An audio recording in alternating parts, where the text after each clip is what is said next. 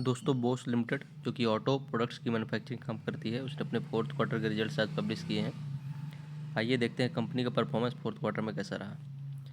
अगर present quarter में company की इनकम की बात की जाए तो एक्चुअली डेटा मिलियन में है, मैं आपको करोड़ से बताऊंगा। इसके साथ साथ कंपनी ने 512 रुपये का डिविडेंड दिया है, जो कि काफ़ी अच्छा अमाउंट होता है डिविडेंड का।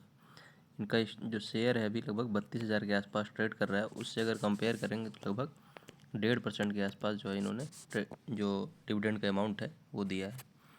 देखिए डेटा मिलियन में मैं आपको करोड़ से बताऊंगा। तो अगर इनकम की बात करें तो प्रेजेंट क्वार्टर में कंपनी की इनकम 5,147 करोड़ की है, जबकि पिछले क्वार्टर में 4,654 करोड़ की थी।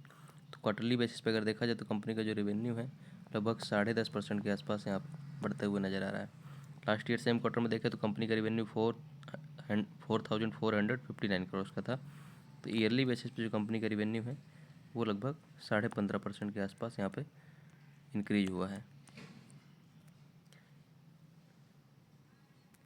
इसके बाद अगर कंपनी के टोटल एक्सपेंडिचर की बात की जाए तो प्रेजेंट क्वार्टर में 4,369 करोड़ का है, जबकि पिछले क्वार्टर में 3,990 करोड़ का। तो क्वार्टरली बेसिस पे कंपनी का जो एक्सपेंडिचर है वो बढ़ रहा है, जबकि लास्ट ईयर सेम क्वार्टर में कंपनी का एक्सपेंडिचर 3,799 करोड़ का था। तो ईयरली और क्वार्टरली दोनों बेसिस पे कंपनी के जो एक्सपेंडिचर्स हैं वो बढ़ते हुए नज़र आ रहे हैं।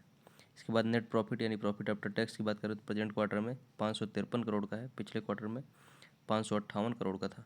तो क्वार्टरली बेसिस पे कंपनी के जो प्रॉफिट्स हैं वो लगभग 21% के आसपास यहाँ पे बढ़ते हुए नज़र आ रहे हैं। लास्ट ईयर देखा जाए तो कंपनी का प्रॉफिट ज़्यादा था इस प्रेजेंट क्वार्टर से।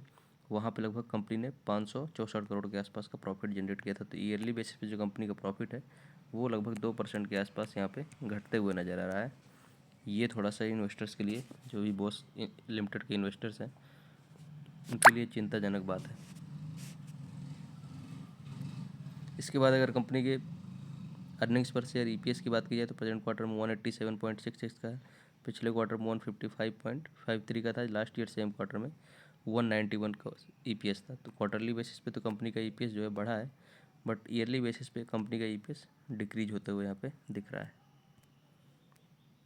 इसके बाद असेट्स की बात की जाए तो प्रॉपर्टी प्लांट और इक्विपमेंट में जो कंपनी का असेट है वो ईयरली बेसिस पे यहाँ पे डिक्रीज होते हुए दिख रहा है। लास्ट साल में कंपनी की जो असेट था लगभग 982 करोड़ के आसपास था, अभी घटकर 81,814 करोड़ के आसपास हो गया है। तो ईयरली बेसिस पे कंपनी का असेट्स घट रहा है, सॉरी।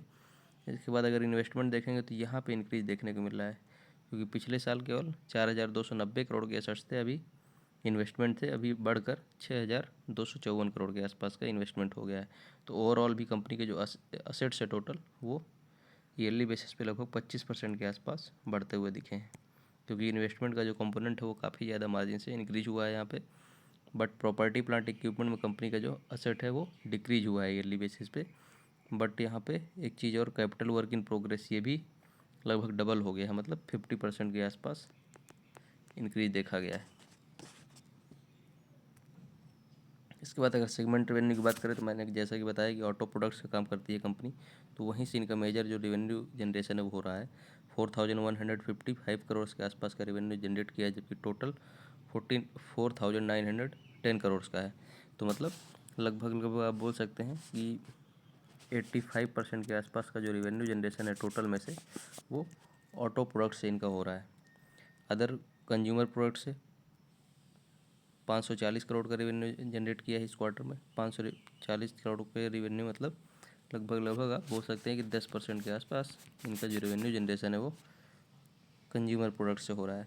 अदर से 216 करोड़ का। तो टोटल जो इनका रेवेन्यू है उसमें से मेजर जो पोर्शन है वो ऑटो प्रोडक्ट से ही जनरेट हो रहा है।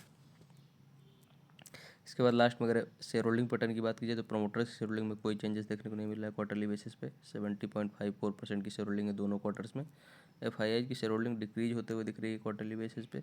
पिछले क्वार्टर में 6.14% की थी, अभी डिक्रीज होकर 6.09% हो गई है। डीआई की शेयर होल्डिंग मार्जिनली बढ़ी है यहाँ पे, पिछले क्वार्टर कंपेरिजन में 15.87% थी पिछले क्वार्टर में, अभी बढ़कर 16% हो गई है। तो यहाँ पे एफआईआई की शेयर होल्डिंग डिक्रीज हुई है, बट डीआई ने अपना स्टेक जो है कंपनी में बढ़ाया है। तो ओवरऑल अगर रिजल्ट्स की बात की जाए तो 512 रुपीज़ का कंपनी ने डिविडेंड दिया है। ये जो कंपनी के इन्वेस्टर्स हैं उनके लिए पॉजिटिव चीज़ है। और रेवेन्यू जो है कंपनी का वो क्वार्टरली और ईयरली दोनों बेसिस पे यहाँ पे बढ़ते हुए नज़र आया है। ईयरली में 15.5% और क्वार्टरली में 10.5%। बट जो कंपनी के प्रॉफिट्स रहे हैं उसमें क्वार्टरली बेसिस पे तो अच्छा इंक्रीज देखने को मिला है, लगभग 21% का। बट ईयरली बेसिस पे कंपनी के जो प्रॉफिट्स है वो लगभग 2% के आसपास घटते हुए नजर आए। ये थोड़ा सा चिंताजनक बात रही है कंपनी के इन्वेस्टर्स के लिए।